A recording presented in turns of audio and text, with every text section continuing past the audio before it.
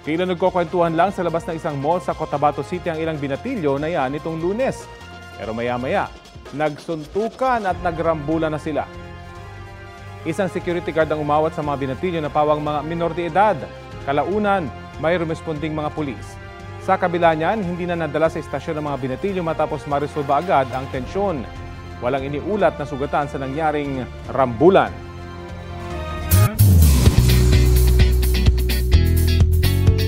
Nasa critical condition ngayon ang Mexican actor na si Manuel Masalva sa isang ospital sa Dubai. Sumama ang pakiramdam niya matapos dumating sa Dubai noong March 18. Galing siya sa bakasyon sa Palawan dito sa Pilipinas. Inoperahan siya noong March 26 matapos makita ng mga doktor ang bacterial infection. Inilagay siya sa medically induced coma kinabukasan matapos makarating ang impeksyon sa kanyang mga baga. Sa ulat ng Los Angeles Times, batay sa kanyang manager, natukoy na ng mga doktor kung ano ang uri ng bakterya at binibigyan na ang aktor ng nararapat na antibiotics. Naglunsad naman ng online fundraising ang kanyang pamilya at mga kaibigan. Nakilala si Masalva sa ilang series gaya ng Narcos Mexico at The Secret of the Greco Family.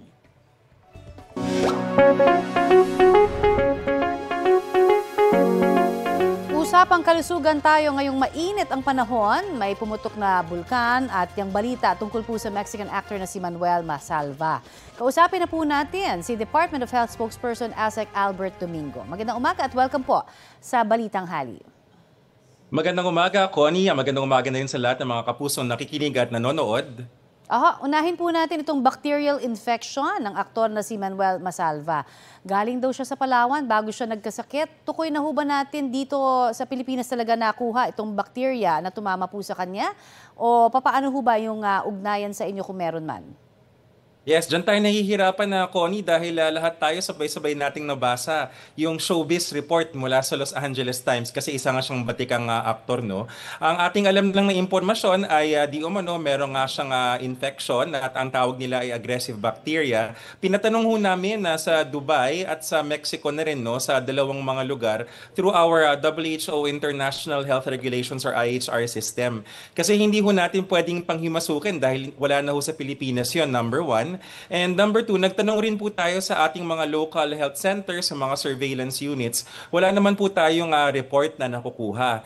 Yung balita hong narinig natin mula dun sa publicist ni Manuel, ang sinasabi ay medically induced coma. Ipaalala ho natin sa lahat ng mga kapuso, pag sinabi hong medically induced, hindi ho yun dahil sa bacteria. Kasama ho yan sa proseso ng paggamot sa kanya dahil habang naka-ICU siya, ay kailangang patulugin para hindi po siya nasa-stress dahil malamang naka-intubate po yung kanyang baga. Okay.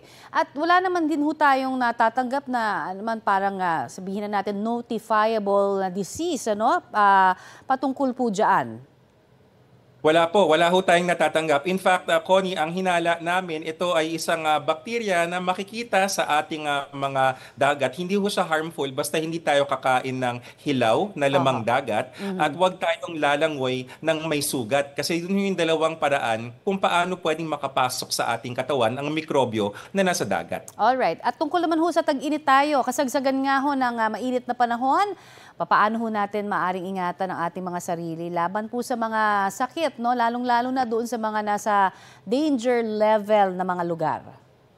Yes, Connie, ang pinakasusi sa ating heat-related illnesses, yung heat stroke, heat cramps, yung heat exhaustion, ay tayo dapat laging hydrated. 7 to 8 glasses of water kada araw ang dapat ating iniinom para hindi tayo matuyuan, maliban na lamang kung tayo ay pasyente na may kidney disease. Segundahon ko na rin, Connie, ng mga ibang madalas na tatanong sa amin. Sunburn, mag-ingat ho tayo mula 9 a.m. hanggang 4 p.m. Yan po yung mataas yung sikat ng araw, gumamit po tayo ng sunblock, SPF 30 pataas para wag tayo ma-sunburn at mag-reapply every 2 hours. Mag-ingat tayo sa mga batang naglalangoy na wag malunod, lagi hong babantayan at sa food poisoning na rin. Pag may linuto tayo, may binaon tayo, dapat in 2 hours nakakain natin dahil mabilis hong mapanis ang pagkain sa init ng panahon. Oho, at ito naman, no, meron din tayong balita naman tungkol sa ashfall dyan po sa may Negros Island.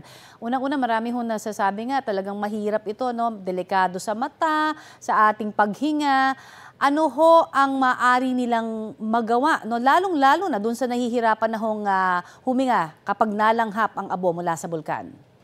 Tama yun, Miss Connie, no? Ang pinakamabisang gawin para sa nahihirapang huminga ay, kung kaya, umalis dun sa lugar. Kaya nga ang dapat po dito, pag sinabi ng ating local government dun sa Negros Island region, pag sinabi nila na mag-evacuate, sila kasi nakakaalam kung saan yung takbo ng hangin. Ayon na rin sa FIVOX at Pag-asa. At the same time, pwede tayong gumamit ng ating N95 mask. Yan po yung ideal. Pero pwede rin naman po ang medical mask. Or, kung wala hong mask, kahit anong tela na pwede nating basain ng konti ng malinis sa tubig at itakip sa ating ilong at bibig. Sa mata, gumamit po tayo ng goggles kung meron po tayo. Kung wala po, ating gumamit ng salamin or kung nasa loob tayo ng isang kwarto, naabutan tayo, Miss Connie, isarado na natin yung mga bintana at yung mga pintuan, yung mga siwang, lagyan ng mga tawag natin ng mga tela para hindi pumasok ang abo habang ito ay nahuhulog. Alright, marami pong salamat, Sec, sa inyo pong ibinahagi sa aming mga tips at impormasyon na yan. Thank you. You're welcome, Connie. Ingat. Yan po naman si Assistant Secretary Albert Domingo ng DOH. Ito ang GMA Regional TV News. Balita sa Visayas at Mindanao mula sa GMA Regional TV. Nasunog ang isang gusali sa Maramag, Bukidnon kung saan nasawi ang isang ginang at kanyang anak. Cecil, ano raw ang pinagmulan itong sunog? Rafi, dalawa ang tinitinang sanhi ng sunog. Problema sa linya ng kuryente at arson o sadyang pagsunog. Sa imbestigasyon ng BFP, may nakakita sa isang humintong motorsiklo at may itinapon ang rider nito na pinagmulan daw ng apoy. Lumumagablab ito at halos lamunin na ang gusali na punerarya sa unang palapag at tirahan naman sa ikalawang palapag. Nailabas daw ng ginang ang kanyang mister na isang stroke patient pero bumalik sa loob para kunin sana ang 11 anyos na anak. Natagpuan ang mga bangkay ng mag-ina nang maapula na ang sunog. Hinihingi pa ang pahayag ng kaanak ng mga biktima. Ayon sa BFP, abot sa mahigit 800,000 piso ang halaga ng pinsala ng sunog. Patayang isang lalaking sinasabing nagnakaw sa isang nakaparadang 10-wheeler sa barangay Kasinglot sa Taguloan, Misamis Oriental. Ayon sa pulisya, tinangay ng sospek ang 8,000 pesos na cash at ilang gamit ng may-ari ng 10-wheeler. Hinabol siya ng isang off-duty na pulis matapos magpatulong ang mga taga-barangay.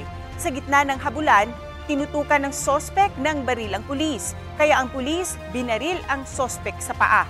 Dinala ang sospek sa ospital pero idiniklarang dead on arrival.